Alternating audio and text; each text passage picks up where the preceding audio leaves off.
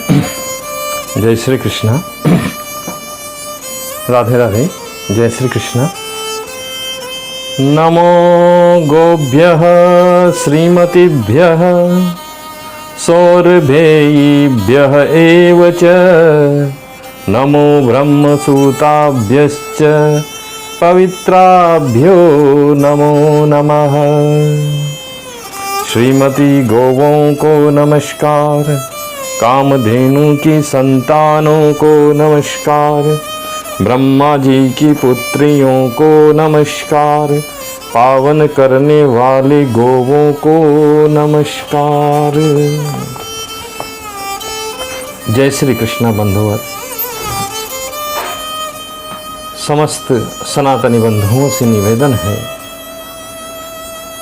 गाय के तत्व को समझने के लिए जैसी पावनता, निर्मलता, विचारों की गहनता, सूक्ष्मता होनी चाहिए, वैसी भावना उन भक्तों में आ सकती है जिनका तन मन प्राण गो भक्ति से अनुप्राणित हो। सनातन धर्म क्या है, इसके संबंध में वाल्मीकि रामायण के सुंदर कांड में पर्वत श्रेष्ठ मेनाक हनुमान जी को सनातन धर्म का रहस्य समझाते हुए कहते हैं कि कृते च प्रतिकृतव्यम एषः धर्म सनातनः, अर्थात जिसने हमारे प्रति किंचित भी उपकार किया है उसके प्रति सदा कृतज्ञ रहना, यही सनातन धर्म है।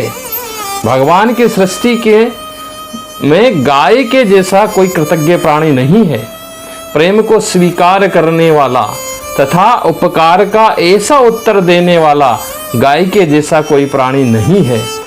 68 करोड़ तीर्थ एवं 33 कोटि देवताओं का चलता फिरता विग्रह गाय है। संपूर्ण ब्रह्मांड पर गाय का जो उपकार है उसका वर्णन नहीं किया जा सकता। गाय के प्रति हम कृतज्ञ हों, यही सनातन धर्म है। हमारी सामान्य सेवा से गाय कृतज्ञ होती है, इतनी कृपा करती है कि वह अपने सेवक के प्रति कृतज्ञ रहती है। गाय धर्म का प्रतीक है, क्योंकि गाय के जैसी कृतज्ञता मनुष्य में भी नहीं है। भगवान ने अपनी सृष्टि में सर्वाधिक सत्व गुण को गाय के भीतर प्रतिष्ठित किया है।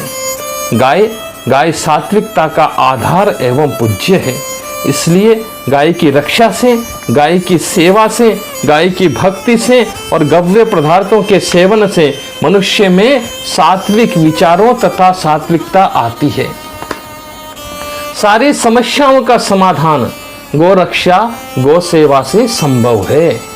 बिना गो सेवा एवं गो रक्षा के विश्व मंगल संभव नहीं है। जिस दिन गाय का एक बूंद रक्त भी धरती पर नहीं गिरेगा, उस दिन सारी समस्याओं का उन्मूलन हो जाएगा, सारे विश्व का कल्याण हो जाएगा। यत्र गावः प्रसन्नाः स्युः प्रसन्नास्तत्र संपदः, यत्र गावो विषण्णाः स्युर्विषण्णास्तत्र संपदः। जहाँ गाय प्रसन्न रहती है वहाँ समस्त संपदाएं प्रसन्न होकर प्राप्त होती है, और जहाँ गाय दुखी रहती है वहाँ संपदाएं दुखी होकर लुप्त हो जाती है। वास्तव में हम गाय के बारे में विचार तो बहुत अधिक करते हैं, लेकिन ईमानदारी से हमारे मन द्वारा गाय की भक्ति नहीं हो पा रही है। भागवत में भी भागवत के प्रधान वक्ता श्री सुखदेव जी महाराज भिक्षा में गोदुग्ध ग्रहण करते रहे, ऐसा श्रीमद् भागवत तथा अन्य ग्रंथों में वर्णित है। जब तक हमारी बुद्धि में ये बात बनी रहेगी कि गाय पशु है, तब तक ठीक से सेवा नहीं बन पाएगी। सेवा सदा सेव्य की होती है, ध्यान रखना। उपासना सदा उपास्य की होती है, और उपासना सेवा तब संभव है जब सेव्य के प्रति, उपास्य के प्रति हमारी यह बुद्धि बन जाए कि ये साक्षात भगवान है। गाय ही साक्षात भगवान का स्वरूप है। ये बात हमारे ध्यान में आ जाए और ऐसा ध्यान करके गौ सेवा की जाए तो गौ सेवा से भगवत प्राप्ति हो जाए। लेकिन हमारे गाय के प्रति अपराध बनते जाते हैं। इसका कारण ये है कि हमारी गाय के प्रति पशु बुद्धि बनी रहती है। भगवान के अभिलक्षित पदार्थों में सबसे पहला पदार्थ है गाय। गोरक्षा, गो सेवा में जिसकी प्रवृत्ति है वही मनुष्य गोप है, तथा गोरक्षा, गो सेवा में जिसकी प्रवृत्ति है वही नारी गोपी है। और गोप गोपी श्री कृष्ण को प्रिय हैं। हम श्री कृष्ण के प्रिय पात्र बने, इसके लिए आवश्यक है कि हम गोप और गोपी बन जाएं।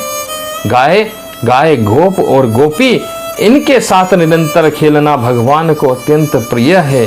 गौवंश के बीच रहकर ही ठाकुर जी आप्त काम होते हैं और ये इच्छा भगवान के ब्रज जाकर पूरी होती है।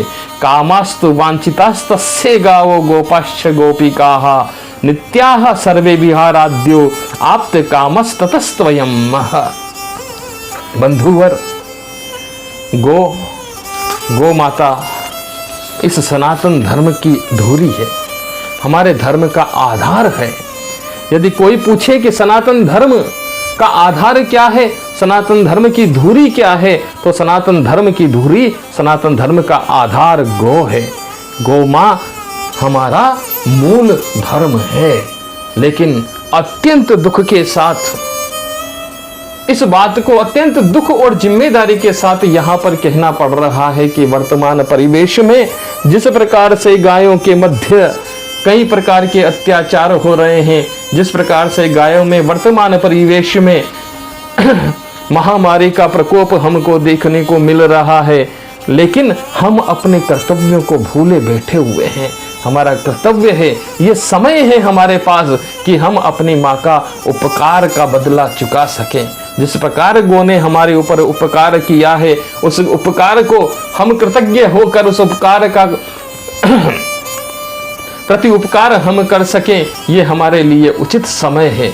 बंधुवर, आप सनातनी हैं, आपसे मैं विनम्र प्रार्थना करना चाहता हूँ। विनम्र मेरी प्रार्थना है आप सबसे कि इस नवरात्रि पर हम ये संकल्प लें कि जो गोमा हमारे लिए प्रत्यक्ष देवी है, उस गोमा के लिए हम संकल्प लें, समर्पित हों और जितना भी हम उनकी सेवा कर सकें उतनी उस गोमा की सेवा के लिए हम तत्पर हों। अगर देवी, कोई देवी का प्रत्यक्ष स्वरूप है, यदि कोई पूछे कि देवी का प्रत्यक्ष स्वरूप क्या है, तो इस कली काल में गाय ही देवी का प्रत्यक्ष स्वरूप है। इसलिए हमारे नवरात्र भी जब जाकर पूर्ण होंगे, देवी माँ हमसे तब जाकर पूर्ण होगी जब गाय की इस फैली हुई महामारी के मध्य गाय की सेवा में हम तन मन धन से समर्पित हों। इसलिए विनम्र प्रार्थना आप सब लोगों से कि इस नवरात्र में, नवरात्र के 9 दिन के महोत्सव में जो भी हम माँ की सेवा के लिए जिस भी प्रकार का प्रबंध करते हैं, महोत्सव करते हैं, नाना प्रकार के कार्यक्रम आयोजित करते हैं, आप सबसे निवेदन है कि उन कार्यक्रमों में जो भी धन हम व्यय करते हैं, जो भी शक्ति हम व्यय करते हैं, उस शक्ति को हम बचाकर गोमाँ की रक्षा के लिए समर्पित करें। यही आप सबसे मेरी प्रार्थना है और यही सच्चा नवरात्र का ये त्यौहार होगा।